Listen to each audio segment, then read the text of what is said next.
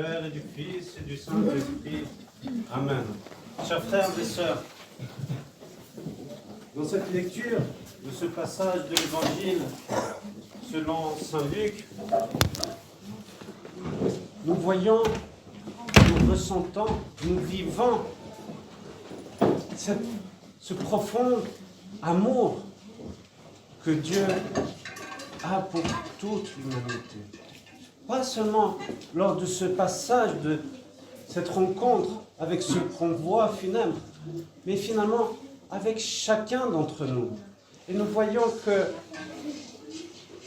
finalement, nous avons à vivre cette foi que Dieu est venu, que Dieu s'est incarné, que Dieu s'est offert pour chacun d'entre nous, pour nous sauver.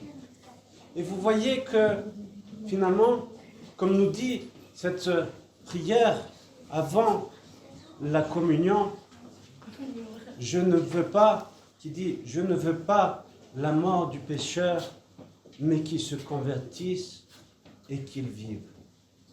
Voilà finalement ce message que nous avons à vivre, ce message que nous avons à incarner. C'est de comprendre que Dieu ne veut pas la mort du pécheur que nous sommes, mais il veut que nous lui offrons notre cœur, que nous ayons cette foi en lui, et que, toujours bien sûr, avec l'aide de Dieu, nous puissions nous abandonner à lui, d'avoir cette pleine confiance qui ne veut pas notre mort. Et donc, nous avons alors à répondre à cet amour si fort, si profond, en essayant de le suivre. Encore une fois, pas par nos propres forces, mais par l'aide, par cette grâce du Saint-Esprit. Invoquant alors cette descente du Saint-Esprit, comme nous le faisons à chaque fois que nous célébrons la liturgie, à chaque fois que nous commençons même nos prières personnelles, de demander que le Saint-Esprit nous révèle comment vivre cette foi. Et vous voyez, dans ce passage de l'Évangile, nous voyons quelque chose de si important. C'est cette obéissance.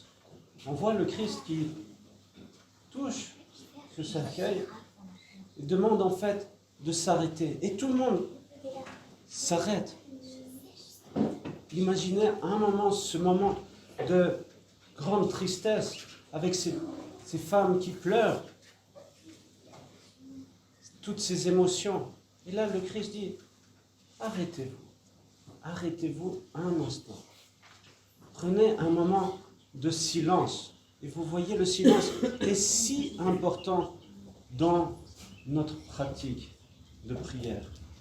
On est tous dans cette agitation. On est plutôt tourné vers ce qui est, vers ce monde, vers la mort, au lieu de prendre un moment de silence et de se tourner vers lui et d'obéir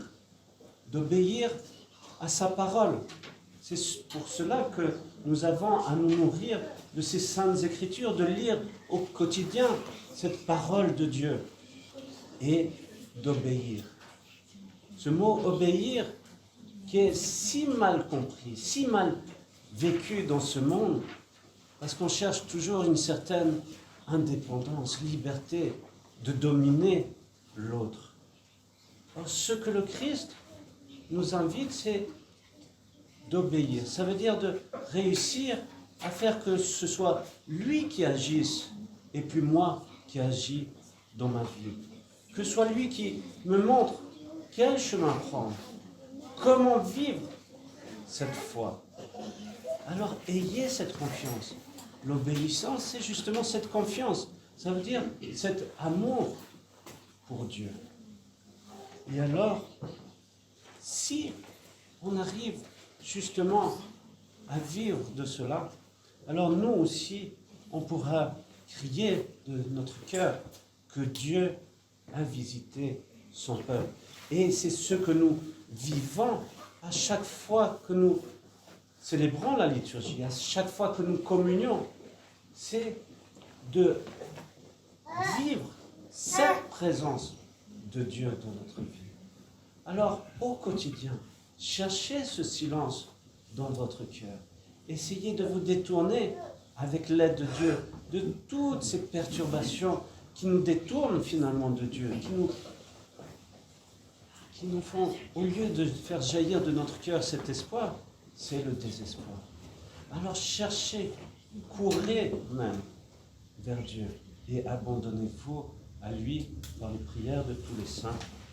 Amen.